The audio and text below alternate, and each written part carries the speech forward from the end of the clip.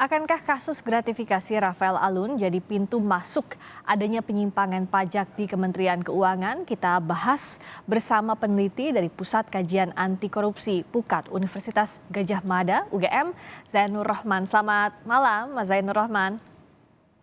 Selamat malam, Mbak. Nah, kalau Mas Zainur Rohman lihatnya ini sudah ditetapkan sebagai tersangka gratifikasi, jadikah ini pintu masuk yang ditunggu-tunggu sebenarnya? Saat kita berbincang terakhir kan masih belum jelas nih statusnya apa Rafael Alun, tapi kalau sudah jelas tersangka meskipun KPK belum mengumumkan secara resmi ya Mas Zainur Rohman? Ya, ini merupakan satu langkah baik. Kita harus apresiasi KPK karena saya percaya bukan hal yang mudah untuk mencari predikat crime ya. Karena selama ini yang kita bahas adalah TPPU-nya. Nah, tentu KPK sudah punya bukti permulaan yang cukup untuk menentukan RAT ini sebagai tersangka. Nah, kalau dilihat dari kejadian perkaranya atau tempus delicti-nya, waktu kejadian itu kan jangka waktunya sangat lama ya, dari 2012 sampai 2023. Tentu kalau tindak pidana gratifikasi biasanya itu adalah tindak pidana yang hanya diketahui oleh pemberi dan penerima. Ya. Ini bukan sesuatu yang mudah dibuktikan. Nah, ketika KPK sudah mendapatkan 2 alat bukti, berarti ini memang KPK sudah firm bahwa tindak pidana korupsinya sudah siap untuk diproses dan nanti saya percaya dan berharap KPK juga akan menggunakan pendekatan, TPPU. Nah, kalau tadi pertanyaannya apakah ini bisa menjadi pintu masuk? Harus. Bahwa kasus RAT ini harus menjadi pintu masuk untuk menuju kasus-kasus lain. Kita ingat misalnya Menteri Keuangan pernah menyampaikan ada kurang lebih 69 pegawai di internal Kementerian Keuangan yang didominasi oleh Direktorat Jenderal Pajak memiliki harta kekayaan yang jumlahnya tidak wajar. Tentu, itu harus menjadi fokus selanjutnya setelah nanti RAT berhasil untuk diungkap oleh KPK. Jadi jangan sampai rame-rame yang menyedot perhatian masyarakat sangat banyak ini, energi bangsa Indonesia banyak tercurah ke kasus ini, berhenti.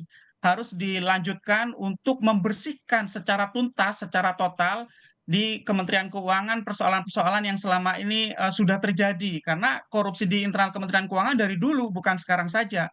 Kita ingat dulu ada kasus Angin Prayitno, Ya. sebelumnya ada Danau Widiatmaka, ada kasus Gayus gitu ya. Jadi kita sebenarnya sudah sebagai masyarakat sudah cukup bosan gitu ya dengan, Ya. kasus korupsi yang terus-menerus terjadi di internal Kementerian Keuangan. Nah, kita berharap, RAT ini menjadi pintu masuk untuk pembersihan total ya, Ya. dengan pendekatan, TPPU dan setelah itu nanti harus ada reformasi secara menyeluruh yang sangat mendasar. Kenapa sih? Oke. Korupsi di internal Kementerian Keuangan itu terus saja terjadi. Ya kalau kita lihat karena memang besarnya kewenangan ya di bidang, perpajakan, Kementerian Keuangan khususnya Direktorat Jenderal Pajak sebagai fiskus pemungut pajak itu memiliki kewenangan yang sangat besar, yang kewenangan itu kemudian ditransaksikan menjadi, sejumlah uang oleh Hmm. RAT dan sangat terbuka kemungkinan juga oleh pelaku-pelaku yang lain, Mbak. Oke, Mas Zai kita bedah satu-satu. Tadi bicara soal mengungkap kasus ini dan kasus-kasus lainnya dari kasus Rafael Alun kan perlu pisau bedah yang tajam. Nah, dalam hal ini aturannya, dalam hal ini perangkat perundang-undangannya, sudahkah mumpuni untuk membuka secara tuntas eh, Mas Zai? Sementara kan kalau sebelumnya kita bicara soal perampasan aset belum ada tuh payung hukumnya, tapi setidaknya dengan payung hukum yang ada sudahkah cukup untuk membuka itu?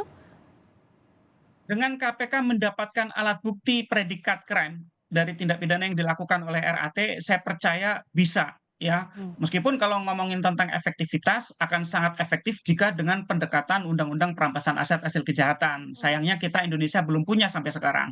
Ya. Nah, kalau KPK sudah punya predikat crime-nya yaitu dugaan gratifikasi yang diterima oleh RAT, maka predikat crime-nya sudah berhasil dipegang oleh KPK, bahkan ini kemudian disidik dulu, pasti kemudian akan ditindaklanjuti dengan, undang-undang TPPU. Nah, undang-undang TPPU itu akan sangat efektif untuk tracing ya, segala macam bentuk, transaksi ya, mulai dari, penerimaan, sampai kemudian upaya untuk menyembunyikan begitu kan, Ya. mengalihkan, mentransfer, menyerupakan dan seterusnya yang bertujuan, untuk, seolah-olah harta dari hasil kejahatan tersebut adalah harta yang sah. Nah, itu saya lihat memang TPPU adalah instrumen hukum yang cukup efektif, yang juga dapat, digunakan sebagai instrumen untuk merampas aset hasil kejahatan. Karena pada prinsipnya, setiap uang hasil kejahatan itu jangan sampai dinikmati oleh pelaku.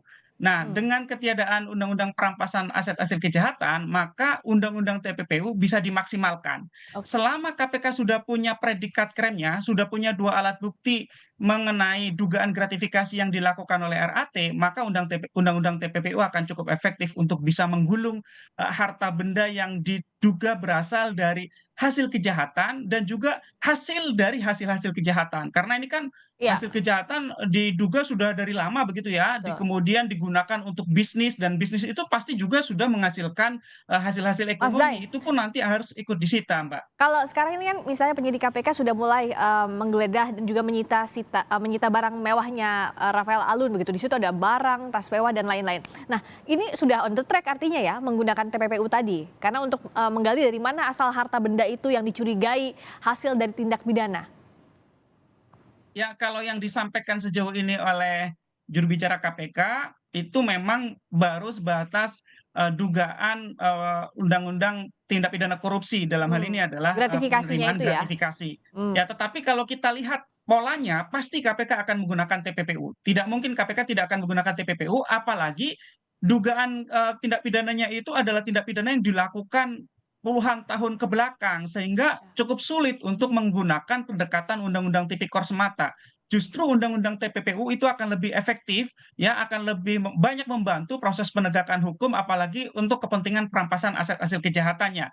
Kenapa? Karena kan Undang-Undang TPPU itu sangat efektif untuk menjerat misalnya dari sisi, transaksi keuangan ya, misalnya penerimaan dari, wajib pajak kepada Fiskus dalam hal ini yang diduga dilakukan oleh RAT gitu ya, dan kemudian, operasi RAT untuk, ya. mengelola uang hasil kejahatan itu, diserupakan, seakan-akan adalah harta yang sah, kemudian memasukkan ke dalam bisnis, memutar lagi keuntungannya, kemudian untuk bisnis-bisnis yang lain, dan juga untuk membelanjakannya dalam berbagai macam bentuk, barang-barang mewah seperti ada mobil, ada motor mewah, ada juga, barang-barang mewah lainnya. Jadi Ya, saya pikir KPK, sudah pasti itu akan menggunakan, pendekatan TPPU. Namun demikian memang untuk TPPU itu biasanya ada 3 jenis pendekatan ya. Yang ya. pertama, tindak pidana asalnya dalam hal ini tipikornya itu dituntut terlebih dahulu sampai kemudian putusan. Mhm. Baru kemudian nanti diikuti oleh, menggunakan pendekatan TPPU. Ada juga yang kemudian digabung ya. Mhm. Digabung itu artinya sejak awal